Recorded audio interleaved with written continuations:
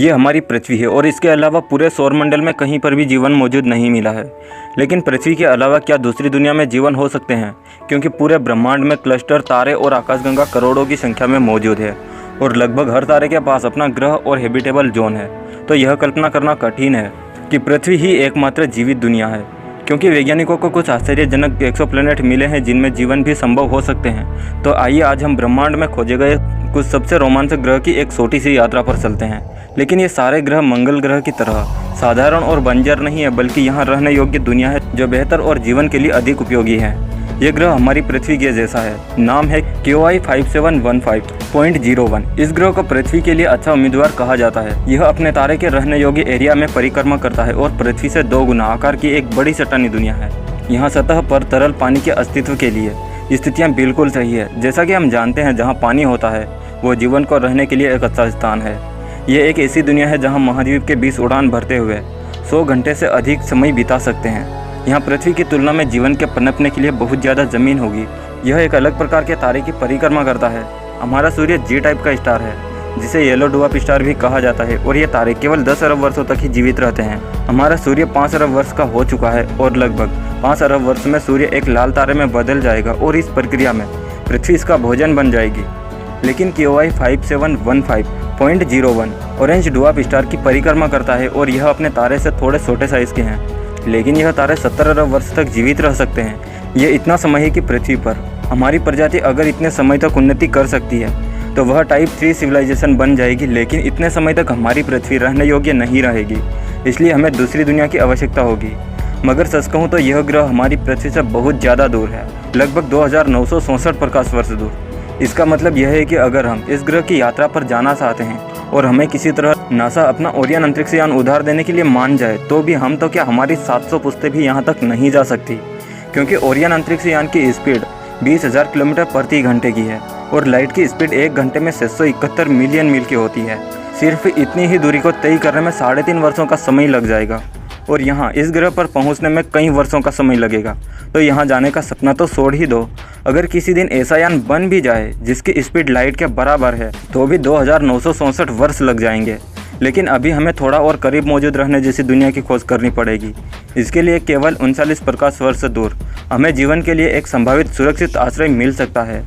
पृथ्वी के आकार के जैसा ग्रह अपने तारे के चारों ओर चक्कर लगा रहा है, जिसमें से 3 रहने योग्य एरिया के भीतर परिक्रमा करते हैं। यह ट्रैपिस्ट-1 सिस्टम है, जिसे पहली बार 2017 में खोजा गया था और पिछले 5 वर्षों से बहुत सारे वैज्ञानिक जीवन खोजने के प्रयास में हर मिनट इस प्रणाली पर स्टडी करने में बिता रहे हैं। इसलिए वे पता लगाने में सक्षम थे कि हमारे और इस तारे के बीच प्रत्येक ग्रह के पथ के कारण स्टार की चमक कितनी कम होती है।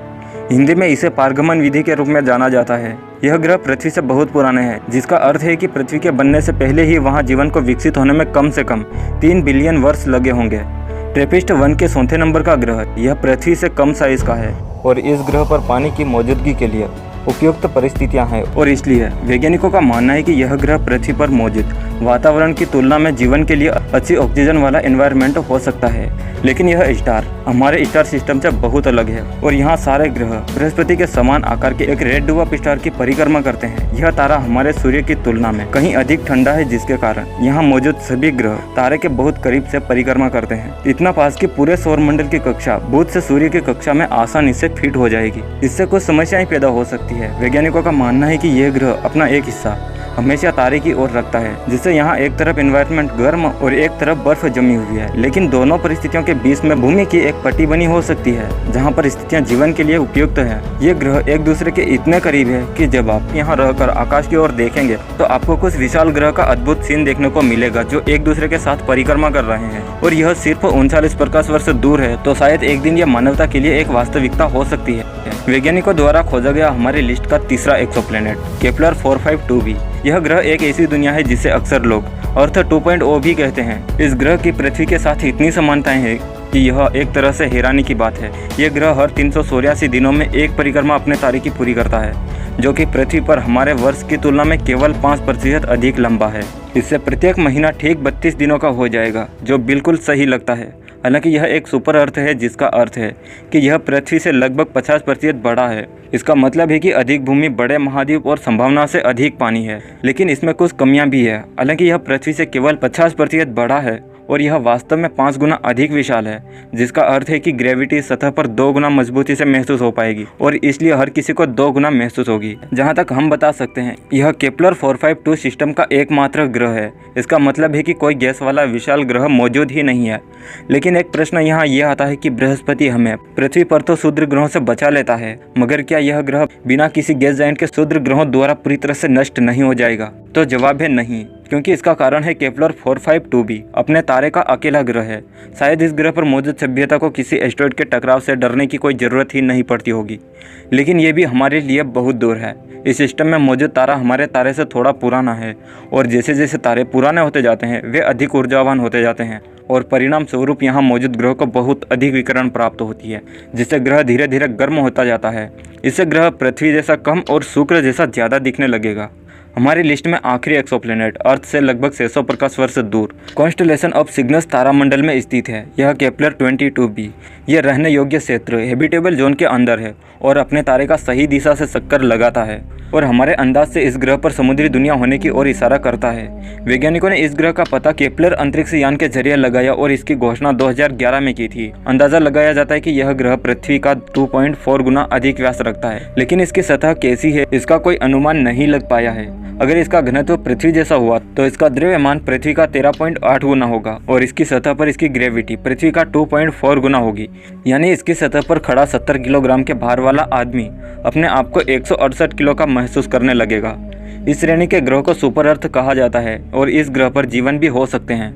इस ग्रह को अपने तारे की एक परिक्रमा पूरी करने में लगभग 290 दिन लगते हैं, लेकिन इसकी अपने तारे से दूरी पृथ्वी और सूर्य की दूरी से जरा कम है और इसका तारा सूर्य से जरा छोटा और ठंडा भी है। अगर इस ग्रह पर वायुमंडल ही ना हुआ तो इसकी सतह का औसत तापमान -11 डिग्री सेंटीग्रेड हो सकता है, लेकिन अगर इसका पृथ्वी जैसा वायुमंडल हुआ तो इसकी सतह का औसत तापमान 22 डिग्री सेंटीग्रेड के आसपास होगा, जिसमें मनुष्य जैसे जीव रह सकते हैं। लेकिन यहाँ पर महासागर हो सकता है, जैसा कि इंटरस्टेलर मूवी में मौजूद मिलर्स प्लेनेट की तरह एक बहुत बड़ा महासागर जो सतह को पूरी तरह से कवर करता है और सैकड़ों किलोमीटर तक गहरा है। संभव है कि इस महासागर की गहराई में जीवन का विकास हुआ हो, कोई ऐसा जीव जो हमेशा पानी में सर्वाइव कर सकता है। वैज्ञानिकों ने अभी तक 5000 ग्रह से ज़्यादा एक्सोप्लैनेट की खोज कर चुके हैं, लेकिन यह तय नहीं किया जा सका था कि किस एक्सोप्लैनेट पर जीवन संभव हो सकता है। लेकिन वैज्ञानिकों ने पहली बार यह दावा किया है कि अपने सौरमंडल से बाहर 85 ग्रहों की पहचान की गई है जहां एलियन हो सकते हैं, और ये सभी ग्रह धरती से काफ़ी बड़े हैं। इनका व्यास 11,000 मील से लेकर 3.5 लाख मील तक है और धरती का व्यास सिर्फ 8,000 मील से भी कम है। विशेषज्ञों के अनुसार इस ग्रह पर तापमान उतना ही है जितना जीवन को बनाए रखने के लिए आवश्यक है, जहां पर इंसान जैसे जीव रह सकते हैं। दोस्तों, आपको अगर किसी ग्रह पर जाने का अवसर मिला तो आप किस ग्रह पर जाना चाहेंगे कमेंट कर देना, और हाँ, लाइक शेयर और सब्सक्राइब करना ना भूलना। मिलते हैं फिर। जय हिंद।